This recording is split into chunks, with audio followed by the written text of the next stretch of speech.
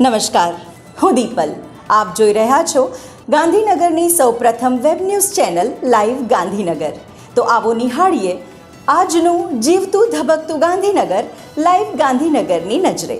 શ્રાવણ મહિનાના પવિત્ર બીજા સોમવારના દિવસે ધોળેશ્વર સ્થિત મુકામે આવેલ આસ્થા અને શ્રદ્ધાના પ્રતીક સમા મહાદેવ દેવાલય ખાતે 4284 કડવા પાટીદાર સમાજ સિનિયર સિટીઝન બર્થડે ગ્રુપ દ્વારા આયોજિત સમૂહ જન્મદિવસ ઉજવણીનો 60મો જન્મદિવસ વરિષ્ઠ 18 ભાઈ બહેનોનો સમૂહ જન્મદિવસ શુભેચ્છા સમારંભ યોજાઈ ગયો.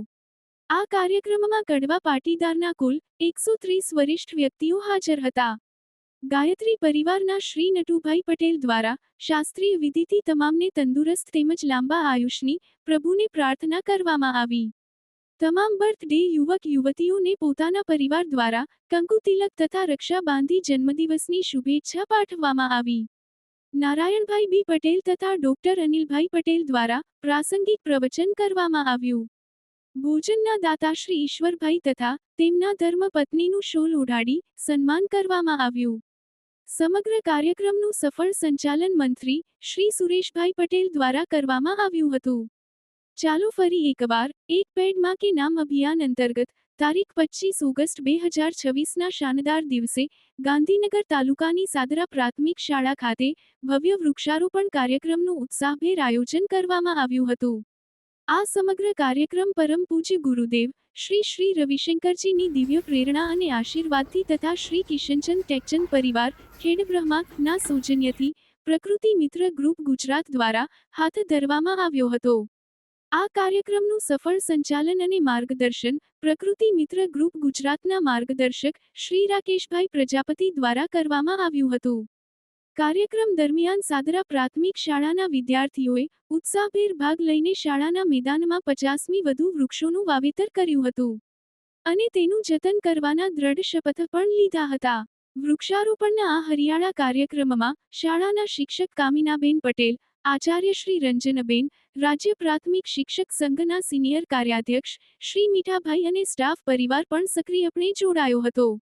ઉલ્લેખનીય છે કે પ્રકૃતિ મિત્ર ગ્રુપ દ્વારા એક નવો world record IAA book of world records સ્થાપિત કરવાના ઉદ્દેશ સાથે એક જ દિવસમાં સમગ્ર ગુજરાતની 500મી વધુ શાળાઓ અને વિવિધ સંસ્થાઓમાં એકસાથે વૃક્ષારોપણ કરવામાં આવ્યું છે.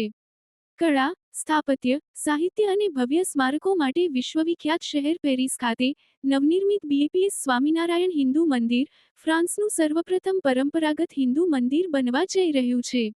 મધ્યપૂર્વ પેરિસના બુસી સેન્ટ જ્યોર્જેસ ખાતે નિર્મિત આ મંદિર ભારતીય સ્થાપત્ય કળા અને ફ્રેન્ચ એન્જિનિયરિંગના સુબક સમન્વયનું પ્રતીક છે. બુસી સેન્ટ જ્યોર્જેસ ખાતે વિવિધ ધર્મોના ઉપાસના સ્થાનોને સમાવતા એસ્પ્લેનેડ દે રિલિજન્સ એટ દે કલ્ચર્સ ક્ષેત્ર ખાતે આ મંદિરનું નિર્માણ કરવામાં આવ્યું છે. ગાંધીનગરના sector 12માં doctor Baba Saheb Ambedkar hall ખાતે એસઆર મીડિયા એન્ડ કોમ્યુનિકેશન્સ દ્વારા ગત તારીખ 23મી ઓગસ્ટ 2026 રવિવારના રોજ સાંજે ગુજરાતી ભાષાના જાણીતા સાહિત્યકારો, કવિઓ, લેખકોની ઉપસ્થિતિમાં સુપ્રસિદ્ધ ગુજરાતી ગીત સંગીતના લાઇવ ઓર્કેસ્ટ્રા સાથેના ભવ્ય સ્વરાંજલિ કાર્યક્રમ આપણે ગુજરાતીનું આયોજન કરવામાં આવ્યું હતું.